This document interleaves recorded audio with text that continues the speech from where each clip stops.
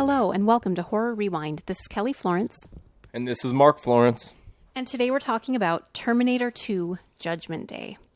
So we were on this Terminator kick because we watched the first Terminator a couple weeks ago. And Terminator 2 was available on demand. So we had to watch this one next. James Cameron wrote and directed this movie. It came out in 1991. It's 93% fresh on Rotten Tomatoes. It had a budget of $100 million and made $523 million at the box office. Now, in our first episode, you were wondering why did it take so long for the sequel to come out? And it was delayed because of CGI. Firstly, James Cameron knew what he wanted CGI-wise for this movie, and technology wasn't there yet. But maybe more importantly, the rights to the movie got held up, and they literally couldn't make a sequel until they got the rights back. Wow, I mean, I had no idea they had to go through all that. I'm glad they waited until everything was right and made a pretty good movie. One thing that I remember about this movie right away is that, Arnold comes in and he's completely naked, and women are looking at him as if he's attractive. Is Arnold Schwarzenegger considered attractive? He won Mr. Universe, so I don't know what that says. I just don't know. Maybe I was always too young to look at him that way, but I don't think he's an attractive man, but people must think he's good looking. Yeah, this was the very similar opening to the first Terminator, where he warps in naked and then they have to interact with people naked, and you see how they react to him. But yeah, he obviously worked out a little bit for the role. Yeah, he's doing fine. And I'm sure he doesn't have problems with the ladies. I don't know. It was just a weird thing for me to realize, is that people must like Arnold Schwarzenegger. The other Terminator coming in now is Robert Patrick. And how about this casting, folks? Who could have played this part better? Nobody. The look is perfect. Kind of an almost robotic type look. Emotionless face. Good, mannerisms, I guess, for a robotic type person. And that run, that signature run, I know I'm skipping ahead, but my goodness, he's just perfect. But the other major part of this movie that I always remember and I love, and I said to you, it's coming, is just how badass Sarah Connor is. And we see her, she's being held in a mental hospital because, she told people about the Terminator and they don't believe her, or about the future. But guess what? She's working out. She turns her bed frame on its side and does pull-ups, and she's doing push-ups, and she has been weapons training her son. This character is so cool, and she's going to be in the next one coming out in a couple months. She made a big transformation from the first movie physically, and kind of her whole attitude and persona too. Later in the movie, there's a scene where she's all kind of greased up. She's smoking a cigarette. She has sunglasses on, and she's putting a gun together. That's all you need to know, really.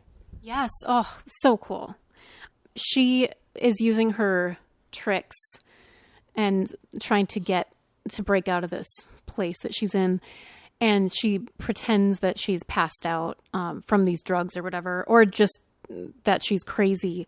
But she's really tricking them. And the guy licks her face. Do you remember that? It was so gross. That was a very disturbing scene. Especially, I didn't know if she was faking being in a coma or not. But she had to literally fake she was unconscious while this disgusting orderly guy licked her face and got all creepy with her. Oh, yuck.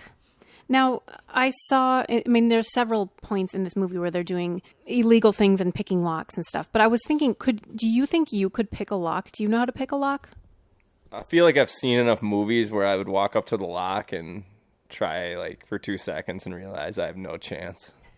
One time I locked my keys in my car, and I called the local police station. I was working up in this little town in northern Minnesota, and I called the local police, and the local police came and tried for an hour, and he couldn't even pick it with his policeman tools. So then you had to drive up and bring me my keys an hour away. So even the police couldn't pick my lock. That's not a euphemism. Oh boy. But yeah, I still remember bringing you your keys, and you're welcome. This character of Sarah Connor, she reminds me of Laurie Strode in the newest Halloween movie, because we see what past trauma has done and how she's how it transformed her to raise her children. So like Laurie Strode, she raised her daughter and then granddaughter, to be prepared and know how to, put together a gun and shoot and get to safe place and everything. And this too, this trauma that she suffered at the hands of the Terminator, she's now preparing John. Well, and she knows he's going to be a leader, but I thought that was an interesting parallel. Yeah, it's kind of interesting that she knew her possible future and knew what was going to happen in the future, so she got ready for what was to come. It was kind of maybe ironic to me that the reason they thought she was crazy is that she was telling the truth about everything, like, what was going to happen in the future, and that's like the reasons that she was locked up. Yes. And we haven't said this yet, but the big twist, of course, especially to her and maybe to the audience, is that Arnold is a good guy in this movie. Like, he was her stalker, her tormentor, her almost killer in the last movie. And now he's a good guy and Robert Patrick's the bad guy, who, like you said, it's so smart that he took over that cop's persona or body or whatever. I don't know. I don't think he took over his body. That's just what he looks like. But he's dressed in the cop uniform. He's driving the cop car. So, of course, we're going to trust him over this, like, leather-clad dude with a machine gun. But he's the good guy. Yeah, I wonder if that was a decision that he made when he came down, that he knew being a cop would gain him some respect and access to things. I think he pretty much immediately killed a cop, and he took the cop car, too. But yeah, Arnold being a good guy was a thing I didn't see coming. And I think...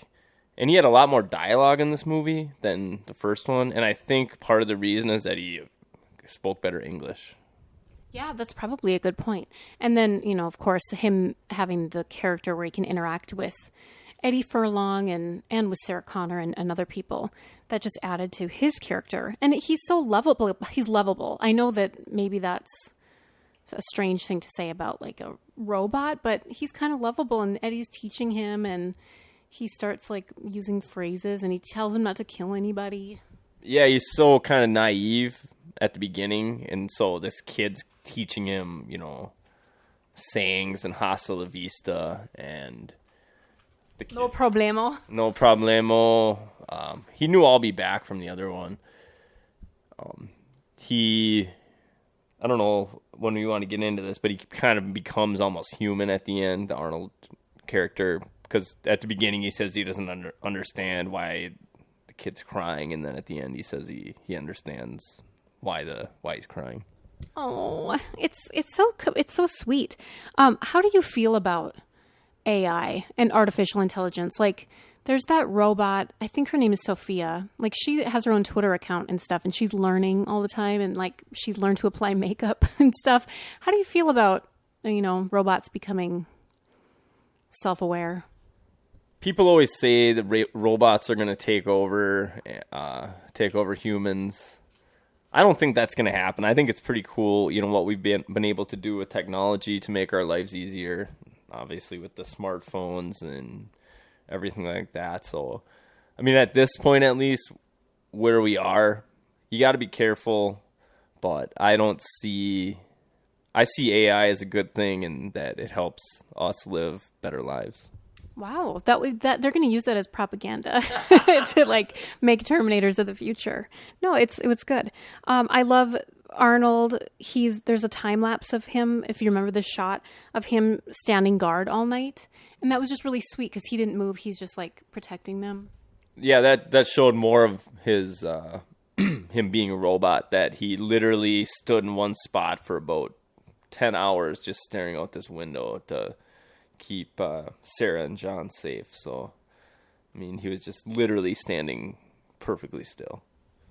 I loved it. Now, this the plot is that they are Sarah is going to go and destroy all the intel and all of the technology that Skynet has made, because she thinks if that's destroyed, then they're going to prevent this nuclear war.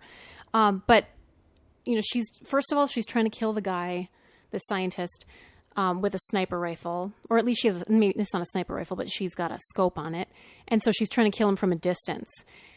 But then when she gets in the house, like she sees his wife, she sees his child, she sees him up close. And I was just thinking about the humanity of having to kill someone person to person, face to face, versus just being a sniper. And it's just like a video game or something.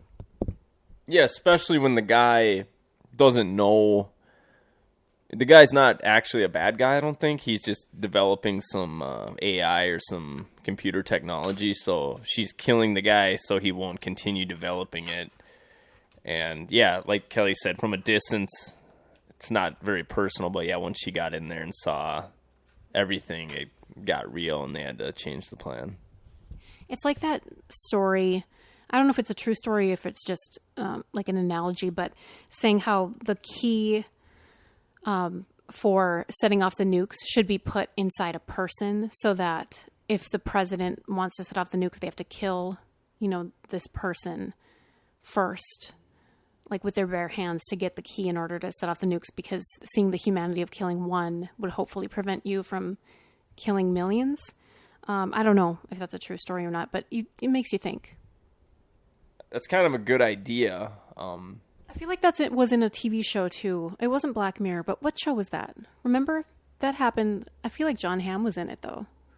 Maybe that was something else. I don't know. Yeah, I don't know about that, but I mean, kind of off topic, like a good thing like to shoot a nuke or go to war is like, would you send your kid to the war, or would you, do you understand what this really means? So, I mean, I don't think that'll ever happen, but hopefully we never have to worry about a nuclear situation. I know. So speaking of that, Sarah Connor is training John. Like, she knows he's going to be this leader, and so she's training him, preparing him for his future. It's so cool. Yeah, one thing that was kind of interesting is that Arnold knows he's there to protect John Connor, and then pretty soon John Connor figures out that Arnold's like his little Simon Says guy, and so anything that John Connor says to him, he has to do. So I think there's some like thug guys messing with him, and I can't remember exactly what happens, but Arnold like beats the crap out of him for John. Yeah, and he doesn't want him to kill anybody after that, and so he tells him, don't kill them, and I think Arnold says at one point, he'll live. Yes, I wrote that down, and yeah, he honors that the whole way through, not to kill anybody, because I think he kills a couple people right away, and he's just like, you can't just go around killing people, and so he says, okay, no more killing. He kneecaps a lot of guys. He kneecaps like 20 cops. That's a pretty sweet scene. Kind of near the end. Yeah, that was actually a really, really cool scene where I think there's like 20 cops at one end of the hallway undercover, and Arnold's just walking at him, and they're like, stop, get down, or whatever, and he just keeps walking. All of a sudden, they just start shooting him, and you can just see his face and all his body getting blown off, but he just keeps walking. Gets all the way up to each cop and basically just kneecaps them, and they're all just like flopping around on the ground. But oh my gosh, a couple of them hop out. It's really funny. I mean, I know that maybe that shouldn't be funny, but it's funny. Yeah, it was pretty funny. Yeah, they're just flopping around, and Arnold, yeah, he's not killing him, but he's not doing him any favors either. The weaponry in this movie is pretty impressive. Like, he's got that grenade launcher and just some really impressive weapons, which is, I mean, if you're watching an action movie, it made for good action. And then, yes, near the end, Sarah looks at Arnold like he would be the ideal man, husband / father. What do you think about that? Oh, I don't know. I mean, I don't think so, but maybe she was respecting him, like she had some respect for him, but I think Kyle's her one true love. That's true, but I mean, he'll protect you. He'll do anything you say. He doesn't have to sleep. He can just stay up all night and watch stuff. He Protects the kid. He likes the kid. I would still rather have a human husband than the Terminator. So, I mean, that's good news for you, right? Oh, it makes me feel so much better. Oh, man. Dodged a bullet. It was a test, you guys. One thing I noticed, just a little shout out to the Minnesota Twins, is that when she shoots that guy who's developing the software, there's his kids in the house, and the kid's wearing a Minnesota Twins hat. So let's go Twins. They're in first place right now. Hopefully, I don't know when this podcast is going to air. After they win the World Series this year. Or when they miss the playoffs. But, yeah, that was kind of interesting choice. I don't know why. Of all hats you could wear, was he wearing a Twins hat?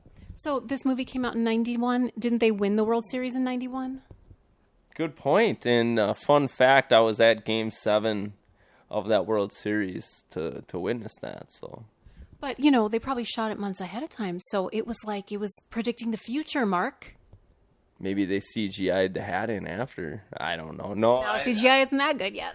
Yeah, well, yeah, you could tell by this movie that it really wasn't. So, ooh, just kidding.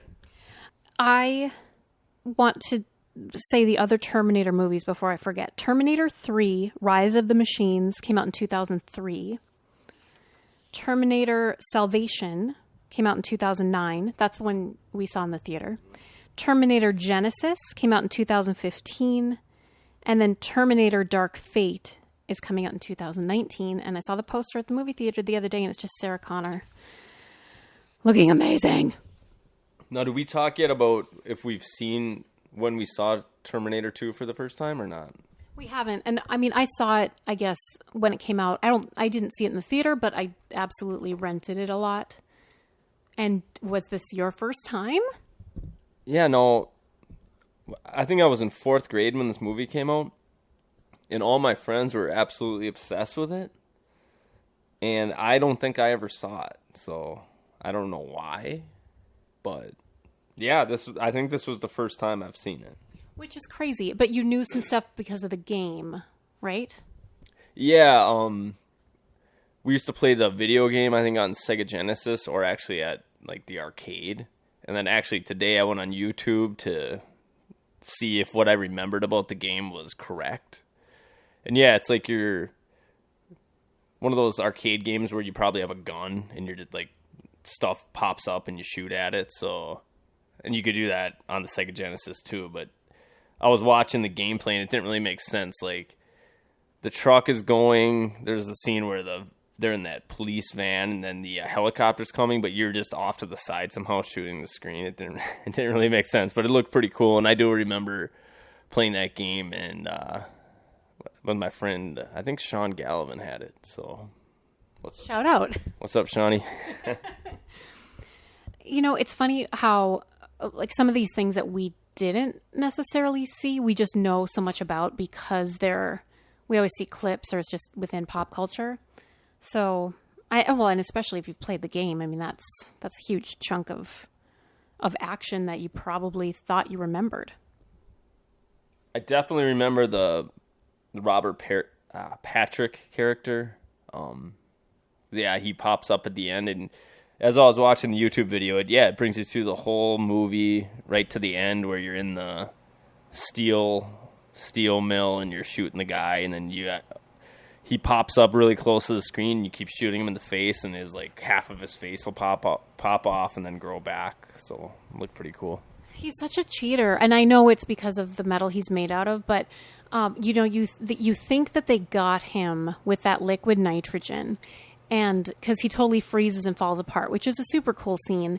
But then, of course, the heat gets him back together. Earlier in the movie, he can make his arms or whatever into weapons like a sword, which isn't fair. And then every time they shoot him, it just, you know, he just can grow back together. Of course, he doesn't survive every weapon, which is cool. But, you know, at the end, spoiler alert, but I just feel like he's cheating so much because poor Arnold, when he gets shot, it takes him a long time to heal.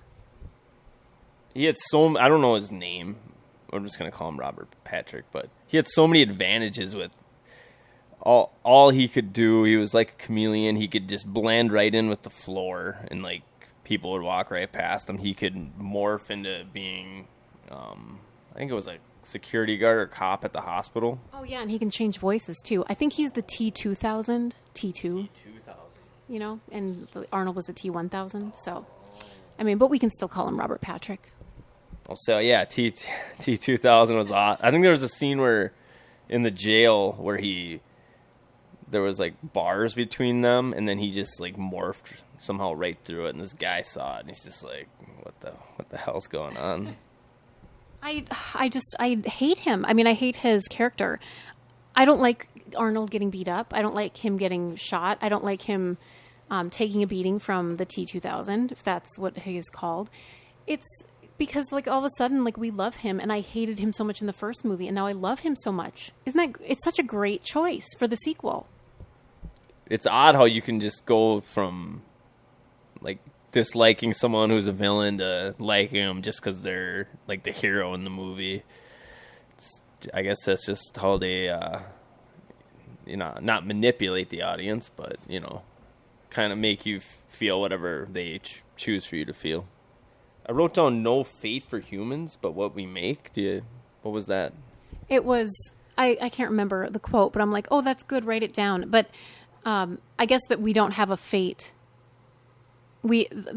Our fate, we choose our fate. So it's not just like, well, it's predetermined and we don't have a say in it. And so like they were saying, let's not nuke each other. Maybe. I don't know.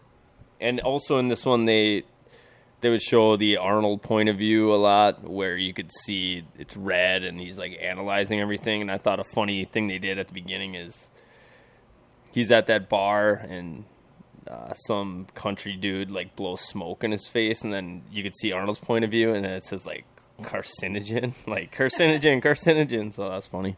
They even knew smoking was bad then. I love my favorite thing in this movie. My favorite character is Sarah Connor.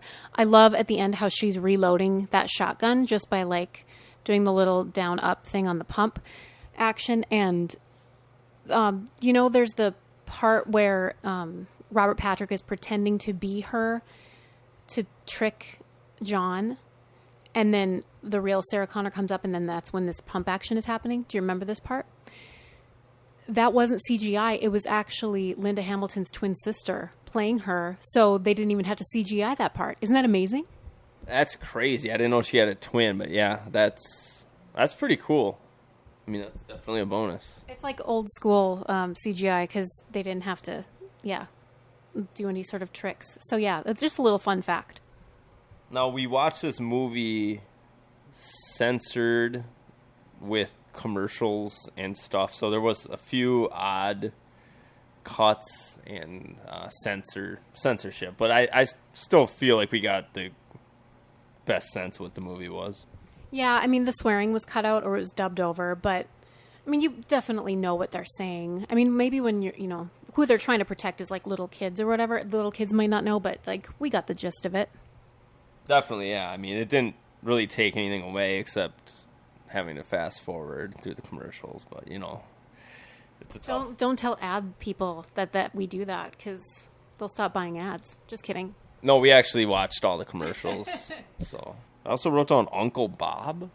Does that mean anything to you? Oh yeah, remember they were trying to say like, oh, who is this guy? Well, it's my Uncle Bob. Like they said that Arnold was the Uncle Bob because they were like trying to go undercover. Yeah, that was funny. It's like, I can't remember where they were, but they showed up somewhere. And like, who's this guy? And they're like, oh, it's just my Uncle Bob. And Arnold's like, seriously, that's your thing? Like, even he knew that was stupid. Yeah, that was funny. And then Miles, the scientist guy, had a pretty cool death scene. He was, they set up his big lab thing to explode, to destroy everything, and everyone else got out, and I think he had been shot a few times, and he knew he was going to die. And I mean, to me, these people show up out of the blue. I can't remember exactly how they convinced them it was him that this was real, but these people just show up out of nowhere. They try to shoot you to start with. They break into your house, and all of a sudden they tell you one thing, and all of a sudden you're on their side to try to save the world. I mean, me personally, if someone just came to me right now and said this, I would be kind of leery. Well, the way he convinced him that he was a robot from the future is he tore off the flesh off his arm. So that was pretty, that was pretty gruesome. And then he also, I mean, they didn't show it all. They just cut to the end of the story, but they had given so many details and so much information that there's no way they could possibly have known all this stuff unless it was true and he was from the future. And so, they didn't give us 20 minutes of that, which I appreciate. Yeah. But no, and I see what you're saying. But his death scene has to be one of the most memorable death scenes in any movie ever. Yeah, he's holding the detonator, and the cops, are going to shoot him, and he's like, I don't know how long I can hang on to this thing, and he's making some weird noises and stuff. Well, he's just breathing in like that. And yeah. It's it's in that inward gasp, and his eyes, just everything. What great choices he made as an actor. Yeah, and he bought them the time they needed to get out of that building. And that was with the helicopter was flying outside. No, yeah, Arnold you destroyed all those cop cars with his grenade launcher. That was pretty awesome too. I mean, there's a lot of really cool action sequences at the end. The semi truck chasing the pickup truck. So Arnold and Cole are in the pickup truck, and T-2000's in the semi truck. I hope that's his name. Yeah. And yeah, that was a cool scene. There was a scene where he was chasing him in the helicopter. I can't remember. Did Arnold shoot the helicopter? Or they had him go under the bridge and crash or something. Or no, he slammed on his brakes so that the helicopter crashed into the back of him. Yep. And then there was the awesome fight between Arnold and T-2000 where the liquid nitrogen froze him and he cracked all to pieces. I mean, really, really good, solid, classic, early 90s action sequences. Sometimes action movies bother me because I feel like there's action for the sake of action, but this movie did not feel like that at all to me. And going back to it, because it was also, had lived in this place in my mind of being so wonderful, it totally held up. I feel like some recent action movies, I'm just like, okay, this is really contrived just because they wanted to do this water chase or something. But this just all felt really organic. The last movie that I felt had really solid, amazing action sequences was that latest Mission Impossible movie. Do you remember that? That was really good. To be fair though, the ones that people are saying are so good now are the John Wick movies, and we haven't seen any of those, but maybe we need to get on that. I've not seen the John Wick. This guy I work with, who I don't trust his taste in anything, likes the John Wick movies. So take that for what you will. There was a little bit of cheesy 90s music I noticed at the end. I mean, I guess that's kind of unavoidable, but just noticed that a little bit. Yeah, but I think the first Terminator movie, I think didn't I say that the music did hold up? So that's ironic. But times change. And I will say, when I was watching the YouTube of the video game today, the music from those Nintendo and Sega games is just awesome. I don't know why. It's I think it's 8-bit or 16-bit or something like that, the music, but maybe it's because they're so limited with what they can do, but it's just awesome. Does it just bring you back? Is it a nostalgia thing, do you think? It brings you back to carefree, no responsibility days? Yeah, I'd say so. Or I don't know. If you flip on Tyson's Punch-Out or something, and you just hear the music and the sounds and stuff, it's pretty cool. They play that "Bad to the Bone" song in the beginning. I'm not a huge fan of that song. I'm sorry. I think they kind of played it ironically, right? I mean, I hope. Kind of, but Arnold was a huge badass in that scene. I think he was on a motorcycle, but I don't like that song. Oh, I'm sorry. Well, I thought it was pretty funny because, and maybe it wasn't intended to be funny, but now I can look at it and laugh at it. He gets all his leather, he gets his boots, he's got his jacket, he's got his motorcycle, and then some guy is going to shoot at him, and he goes over and takes his weapon and his sunglasses, and then his outfit is complete, and it's yes! Yeah, if anything's bad to the bone, I guess it's that. So yeah. I'll give it a pass. I mean, if they're going to play that song at some point, it's probably to that scene. There's also a pretty cool scene where John Connor's riding a dirt bike with another kid. So there's two kids on a dirt bike down an aqueduct, and I think one of them's holding a boombox. I mean, that's pretty sweet. Yes. Oh, we didn't talk about him with his skills of using his technology to hack into ATMs, and then he ends up using that same technology to hack into the security panel at Skynet. So came back into play. Yeah, I mean, they brought it full circle, and then you even kind of called it, I think, a little bit before because they were trying to crack that safe. And yeah, he was able to somehow crack the uncrackable safe with all the, I don't know, what was in there again? Yeah, the computer chip and all that. So, and then at the end, they destroyed all the technology, and then Arnold's like, there's only one thing left, and it's me, so I'm not allowed to destroy myself. Self-terminate. I mean, nobody wants to self-terminate, so, I mean, they had to do it for him. It was so sad, and it was also so sweet, but he knew, first of all, this Robert Patrick death scene is also pretty iconic. He's basically split in half, and then he gets into the melted lava thing, and then Arnold willingly goes down there because he knows he can't kill himself. And right before his hand disappears, he gives a thumbs up. Yeah, that was emotional. Oh. In the T-2000 death scene was cool because didn't every person he had impersonated like pop up out of the whatever molten steel? So that was cool too. Yeah, I like that choice. This is a solid movie. Should we rank it? Yeah, yes, definitely. So on a scale of 0 to 10, 0 being you hated it, 10 being you think it's a perfect movie, what are you going to give this movie and what should our scale be? How about Sarah Connor pumping that shotgun to reload it? Shotgun pump. How many shotgun pumps do you give T2? I'm going to give it 8 shotgun Sarah Connor shotgun pumps. I mean, had a little bit of everything, action, kind of a message, a story about, living your life. Arnold learns what it means to be human, care for people. A lot of sweet action sequences. Robert Patrick was a badass. Him running after the car really fast, melting into the floor when he, what was it? The liquid nitrogen scene was cool, and then when he came back together, that was cool. So, plus I remember the video game from being a kid, and all my friends liked the movie. So, yeah, I enjoyed watching it. 30 years later, you can finally catch up and be like your friends. Better late than never, I mean, now I'm gonna start talking to people about the film, and maybe they'll sit with you at lunch. Well, I wouldn't go that far. I still usually sit at my own table at work, and. Aww. Just kidding. I just eat at my desk by myself. It's fine. Well, I'm going to rank Sarah Connor's shotgun pumps. And we give it 9 out of 10. I thought this totally held up. It was solid.